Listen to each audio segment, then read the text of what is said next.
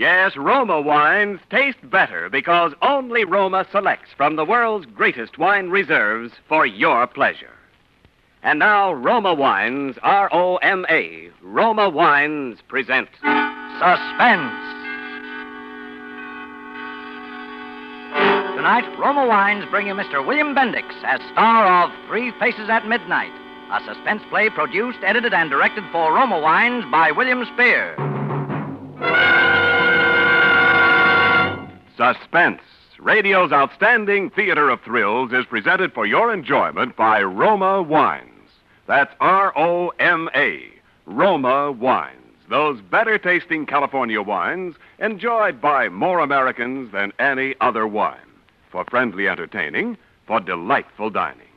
Yes, right now, a glassful would be very pleasant as Roma Wines bring you William Bendix in a remarkable tale of suspense.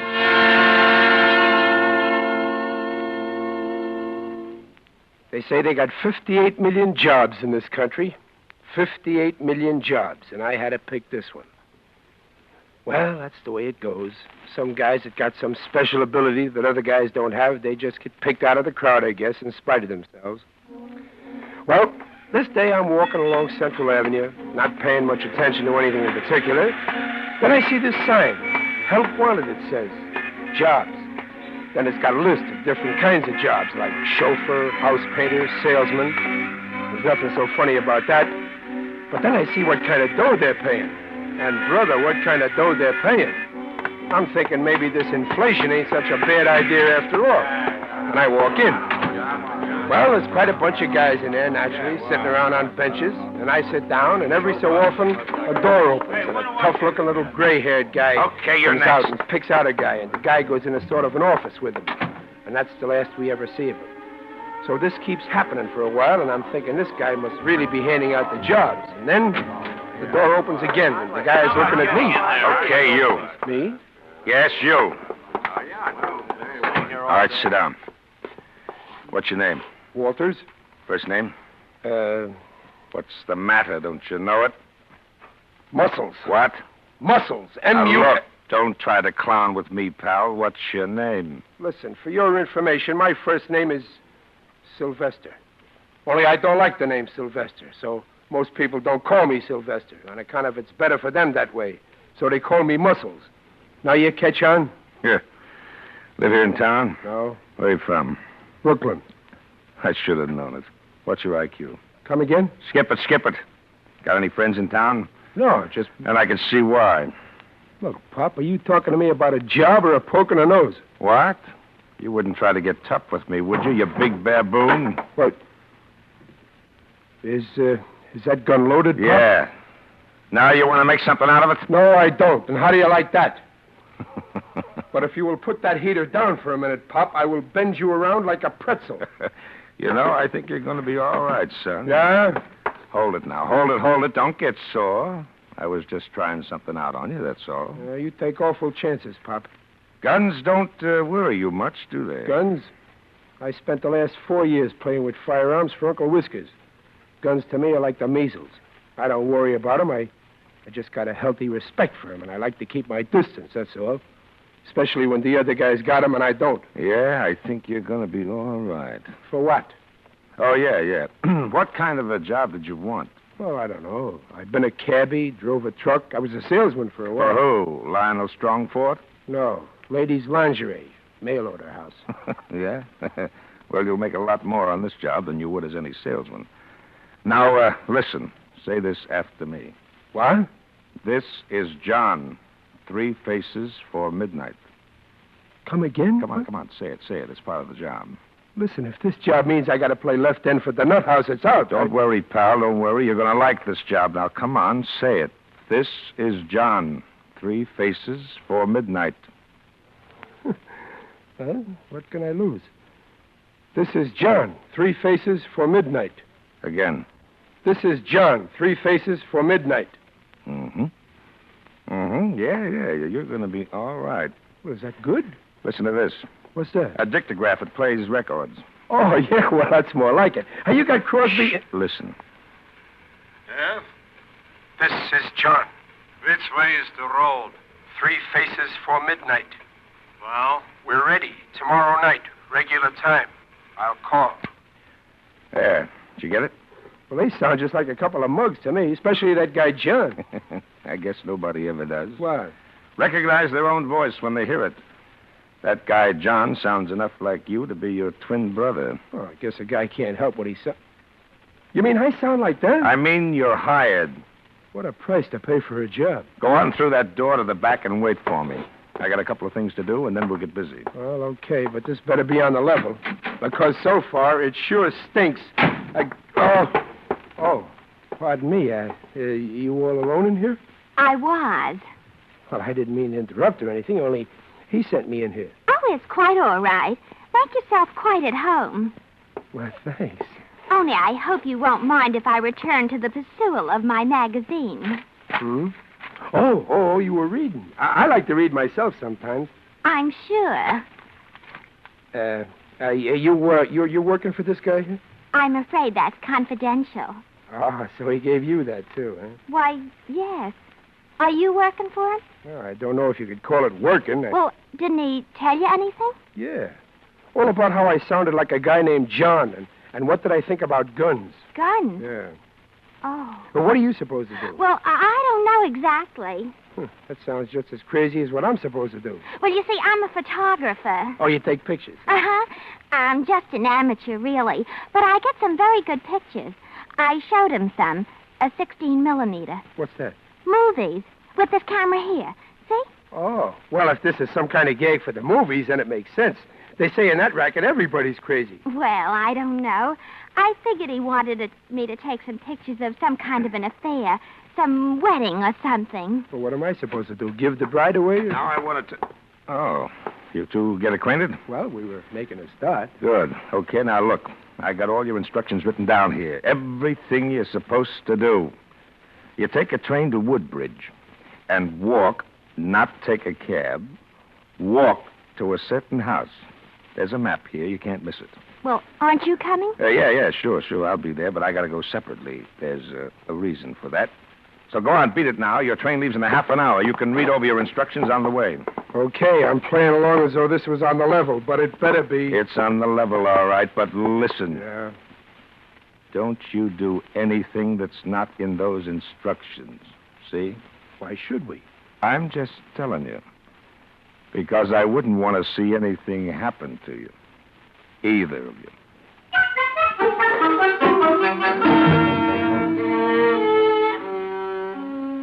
Well, that should have been the tip-off right there. Especially for a smart guy like me. But if you must know, by this time I'm thinking about this dame, who's a slick chick, but real refined, too. You know what I mean. And I'm thinking that this is probably the big break for her, if it is on the level, so I ought to help her through with it. So I do. And by the time we get out to this Woodbridge, we're getting along pretty good. Except for one thing. We start off from the railroad station, like it says on the map the guy gave us, looking for this certain house. Only it gets wilder and wilder where we're going. Right into the woods. Must be a couple of miles. And then all of a sudden, there's a house. Well, that should have been a tip-off, too. You don't suppose that's it? According to this map, it's got to be. But Sylvester... Helen. Yes, Sylvester? If you call me that once more, I will bend... What did you say? I said I will bend every effort for you, but please don't call me that. Oh, well, I just can't call you muscle. It's not refined. Well, then, this must be the place. But it certainly is a funny place to have any kind of an affair. Don't look like it's been lived in for 20 years. Listen. Yeah, it's going to be a storm. Well, we better just go on inside. You know, like it says to do. That door don't sound like it's ever been opened. Ooh. Gee, it's spooky in here. Yeah, I can't find a light in it. Maybe that nice Mr... Oh, Sylvester. What? I don't even know his name. Do you? No, and I wish I didn't know him. Close the door. Oh! Shh. It's all right. It's me. That's the idea. Now we can have some light. Ah. Well, it's nice on the inside, isn't it? Really refined. Yeah, it used to be an old hideout. Now, come on to the front room here, and I'll give you the pitch. Well, don't think we're in any hurry to know, because we are, see? All right. Now, listen. In about an hour, there's going to be a guy come out here to take a bribe. He's quite a big guy in this town, and he's taken a big bribe. $200,000. 200 grand. Yeah. He's going to take the money from another guy that he's never seen before. A guy named John. You're going to be John. Oh. Oh, so I'm going to be John. That's right. The guy you heard on the record in my office, the guy you sound like. The other guy you heard is the guy that's taken the money. Yeah? Well, you can count me out. The whole thing sticks. Sylvester. Smells. And if I had known that you were getting a young girl... Now, wait a this- minute. There are only two people in the world who know about this. Me and... Yeah, and who are you? Just call me Tim. Me and Grover T. Wyatt. You know who he is. No. You don't mean Governor Wyatt? Yes. Why, he's nice. I voted for him. Why, he's one of the best-looking men. For his age, I mean. Wyatt's a swell guy, clean as a whistle for 20 years. But he made one little mistake back there, and a certain guy has caught onto it. Well, all I can say is that if this thing doesn't come off, if he doesn't hear from me by 3 o'clock this afternoon, well, Governor Wyatt's a dead pigeon. I don't care if he's a dead horse. 200 grand is plenty of lettuce, and that means plenty of trouble. And what about this John that I'm supposed to be? He knows it, too. He's been our contact man on the phone with the scripter, and Well, I don't like it. And Helen here. What are you squawking about? There's nothing going to happen to you, and there's a bonus of $5 apiece in it for both of you. So, we stick our necks out for a lousy $5. $500. That's what I said, a lousy 500... 500? That's what I said. Well.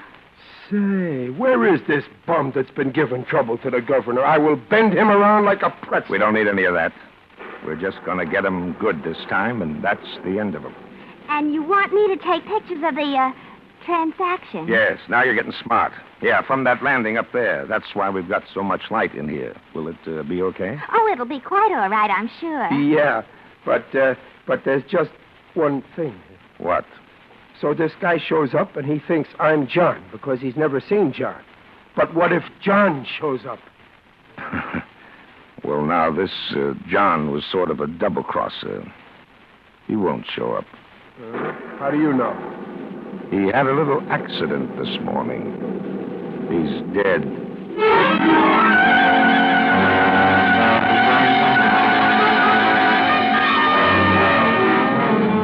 For Suspense, Roma Wines are bringing you William Bendix in Three Faces at Midnight. Roma Wines' presentation tonight in radio's outstanding theater of thrills, Suspense.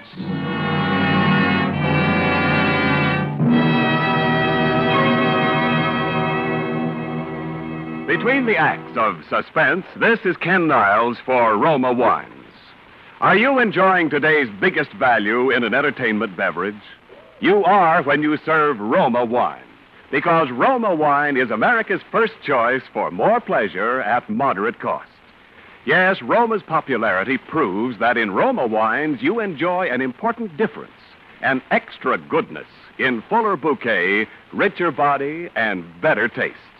And this difference, this better taste of Roma wines, starts with California's choicest grapes. Then Roma master vintners, with America's finest winemaking resources, carefully, unhurriedly guide this grape treasure to tempting taste perfection. This wine is placed with mellow Roma wines of years before. And later, from this world's greatest reserves of fine wines, Roma selects for your pleasure. That's why Roma wines are different. Why Roma wines taste better every time. So for your best buy in good taste, insist on Roma wine. R-O-M-A. Roma, the greatest name in wine. And now, Roma Wines bring back to our Hollywood soundstage William Bendix as Sylvester Walters, with Sandra Gould as Helen, his partner in adventure, in Three Faces at Midnight, a tale well calculated to keep you in suspense.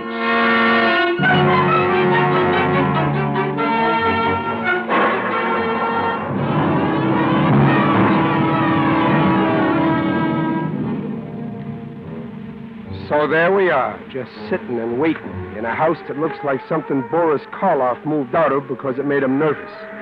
Me and this guy called Tim that's working for this governor called Wyatt, and this slick chick called Helen that's going to take the pictures. Just sitting and waiting for a guy that's going to come and take a bribe of $200,000 from another guy called John. Only I'm going to be John on account of I sound just like him, and this other guy has never seen him, and anyway, this John has just got himself knocked off. You don't get it? Neither do I. But for $500, who am I to have to know everybody's business? And Helen, she's sitting there as cool as though bribes of $200,000 and dead guys named John was just something she run across at the dime store novelty counter. So we go over what I'm supposed to say to this guy a couple of times, and the storm outside getting worse all the time. And then we hear the knock on the door. That's him. That's him. Now, all the dough's there in the briefcase. You know what to do. Helen, up on that landing, quick. Okay. Where are you going to be? Right in this closet. Now, go to it and make it look good.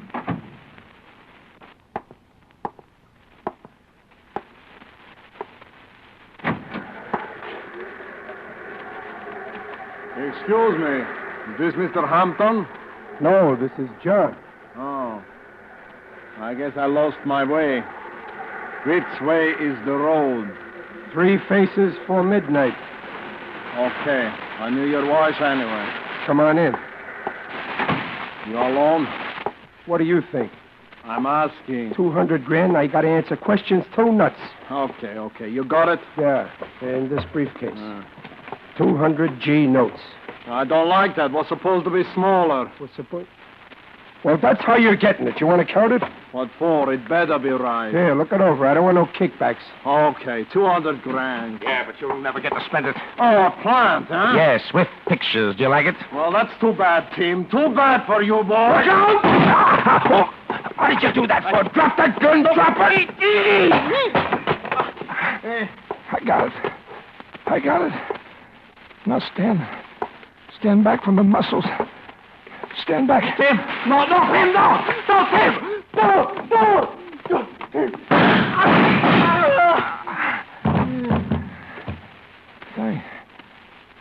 Thanks. Muscle.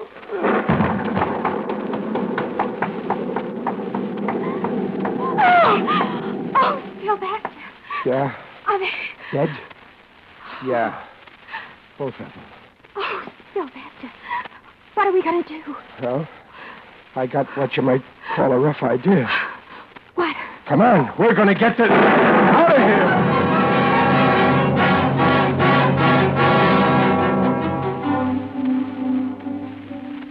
We have to walk the 2 miles to the station through the pouring rain. But even all that cold water don't seem to make my brains work any better. We don't get back to town till about 4:30, and I still don't have it figured out. And Helen, well, I guess you can't blame her. She just don't seem to have much experience in these things. So we're standing there under an awning, arguing. But, Sylvester, why don't we just go to the police or somebody and tell them? Look, Sugar, there's 3 guys been knocked off today. We were there when it happened, the 2 of them. And how do we know that guy Tim told us was on the level? Well, maybe the police would tell us. Yeah, with a rubber hose. And here's another thing. We're carrying around a briefcase full of $200,000 of somebody else's dough. And that ain't hay, and it ain't good. Well, my goodness, what's so bad about it? All we have to do is keep it until somebody... Helen, look. I'm not really a tough guy, see? All I know is what I see in the movies. But I know that when you're walking around with that much hot money, you're apt to wake up someday and find you've been living on borrowed time. Didn't you see what happened to that guy in that movie, The Killers? Oh, yeah, wasn't that good? That poor Burt Lancaster. I felt so sorry for him. Well, I don't want to wind up no Burt Lancaster, even to make you feel sorry for me. So the first thing we got to do is ditch this dough. Ditch? Really? I Sylvester? mean before they find those 2 stiffs out there and then start trying to find a funny-looking guy and a cute-looking dame with a sack full of dough, we got to find the parties that belong to it before they find us. Now you catch on? But we can't give it back to the man it belongs to. He's... Yeah, and he said there was nobody in on the deal but him and the governor. The governor. Why, that's what we'll do, silly. Just call the governor. Yeah, how do you do that? Just look him up in the classified ads? I don't know. Ask information. Somebody must know his number. After all, he's a very important man. Well, it might be worth a try at that. Of course it is. There's probably a phone booth right here in the drugstore. Yeah, but calling the governor just like that, I don't know. Extra, governor, commit suicide, paper bud. Beat it. I got enough to worry me without the governor. Tell him. The governor. He's dead.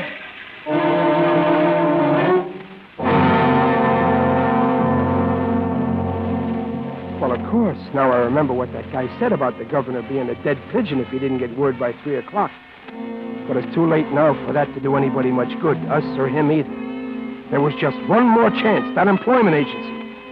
The rain had almost stopped now, and we went over to Central Avenue to look for it. Of course this is the place. I'd recognize it any time. Yeah, where's the sign with the jobs on it? I don't know. Maybe they take it down when it rains to keep the letters from running. Yeah, maybe. The joint looks closed to me. It is. Hey, anybody in there? Hey, open up! Come on, open up, open up! What do you want? We want to see the boss. I'm in charge here. What do you want? Well, we were sort of looking for a couple of jobs. I don't have no jobs. I'm just trying to rent this place. It's vacant. Vacant? Isn't this an employment agency? Not since this morning. You want to rent it? Look, this is kind of important to us. The guy that had it before, he was a sort of a tough-looking little gray-haired guy, huh? Yeah, that's a guy. A guy by the name of Whiting. George Whiting. Oh, no, his name was Tim. Look, lady, if you know so much, what are you asking me for? Well, it's all right. He probably had 2 names. You wouldn't know his home address, would you? I don't know a thing about the man, fella. If you got to see him so bad, the only thing I could advise you to do is, stick around on the off chance he might come back. But he can't. He's dead. He's what? To skip it. Well, we got the wrong guy.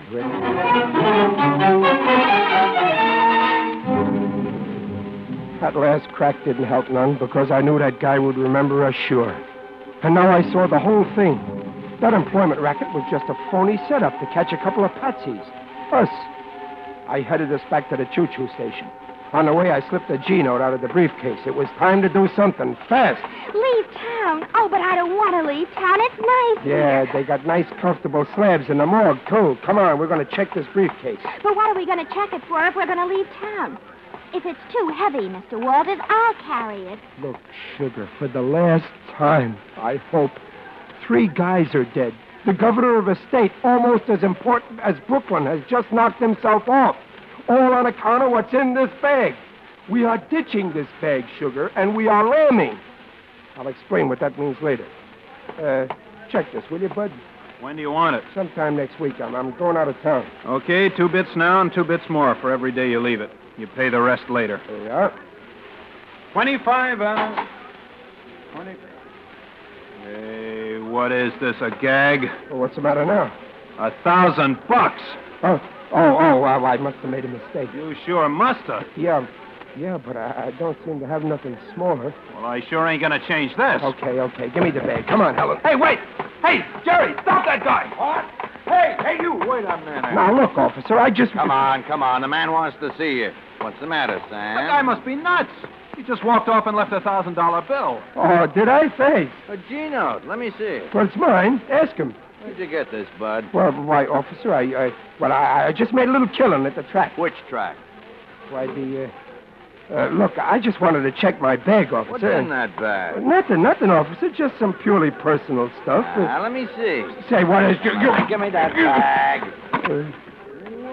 Well, what? What's in it, Jerry? Why, there's nothing in this bag at all. Nothing at all. Just a little movie camera. You see, I told you. And about $1 million. Come on.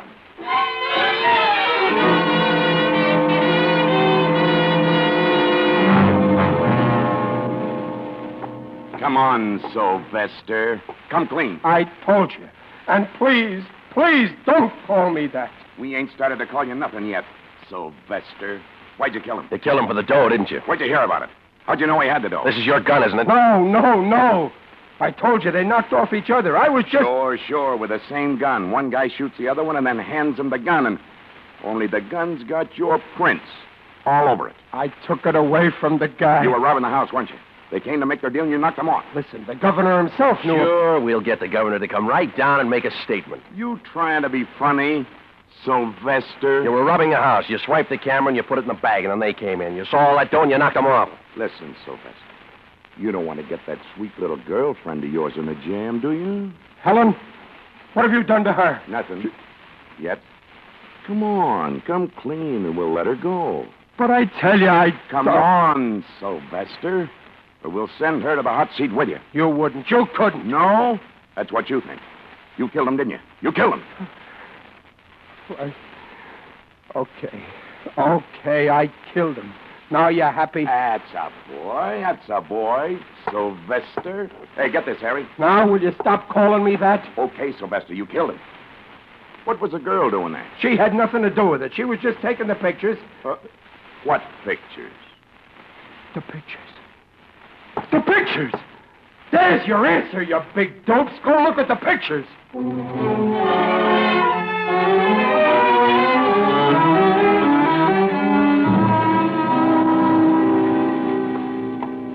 Oh, he's right, Mac. Those pictures show the whole thing. Pete shot Tim O'Mara, and then this guy got the gun away from him, and O'Mara shot Pete, just like he said. Yeah. Now you catch on? You sure? No argument, Mac. It's all right there on the film. Well, you're a lucky boy, Sylvester. Yeah, sure. I get all the bricks. Now go on, beat it. Beat it before we think of something else. Okay, you've had your fun. Didn't you like it, Sylvester? But if you'll take off that gun and that badge for a minute, I will bend you around like a pretzel. You mean right here, Sylvester? Yeah, right here.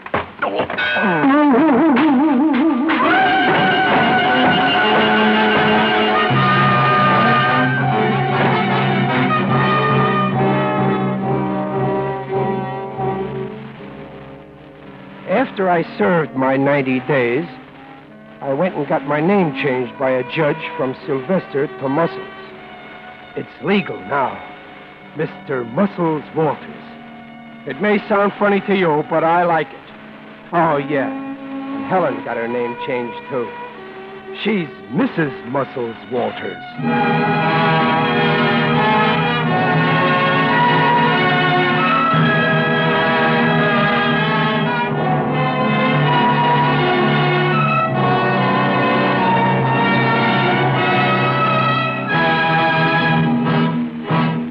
Suspense. Presented by Roma Wines, R-O-M-A, Roma, America's favorite wines. And now this is Ken Niles returning for a curtain call with the rugged star of tonight's suspense play, William Bendix. Bill, are those bulges in your coat really muscles, or did your tailor install them? Well, they ain't mothballs, chum. You want to see me tear up a phone book? You're safe. I don't happen to have one on me. Oh. Well, I will demonstrate with my script. Only 30 pages. Give me yours, too, Ken. Now, I fold them once, then twice, and... then I stack up the pieces, and... Hey? Oh, that's fine. There went both scripts. Now what do we read from? Well, gee, Ken, I never thought. But you don't need a script to tell folks how good Roma wines are, do you? You're right, Bill. And to start with, here's a gift basket of Roma, California wines with compliments from Roma, the greatest name in wine. Well, that's what I call a magnanimous gesture. And now let me hear you tell about this Roma sherry without a script. Certainly, Bill. Roma sherry is the perfect first call for dinner, the ideal wine for entertaining any time. Roma sherry is the favorite of millions because golden amber fragrant Roma sherry is so good, so many tasty ways. You'll enjoy Roma sherry before dinner, Bill, and when guests drop in, delight them with the warmth and graciousness, the tempting nut-like taste of Roma sherry. This guy knows his wine. Yes, because I know that in all Roma wines you enjoy an important difference. An extra goodness in fuller bouquet, richer body, and better taste. That's why more Americans enjoy Roma than any other wine. He done it. Thanks, Ken, and good night. William Bendix appears through the courtesy of Procter & Gamble, makers of Dreft, and can soon be seen in the Paramount picture Blaze of Noon. Tonight's suspense play, was written by John Eugene Hasty and Robert Richards. Next Thursday, same time, you will hear Mr. Eddie Bracken as star of Suspense. Produced and directed by William Spear for the Roma Wine Company of Fresno, California. In the coming weeks, Suspense will present such stars as Howard Da Silva, Kirk Douglas, James Stewart, Nancy Kelly, and many others. Make it a point to listen each Thursday to Suspense, radio's outstanding theater of thrills. Stay tuned for the thrilling adventures of the FBI in peace and war, following immediately over most of these stations. This is CBS, the Columbia Broadcasting System.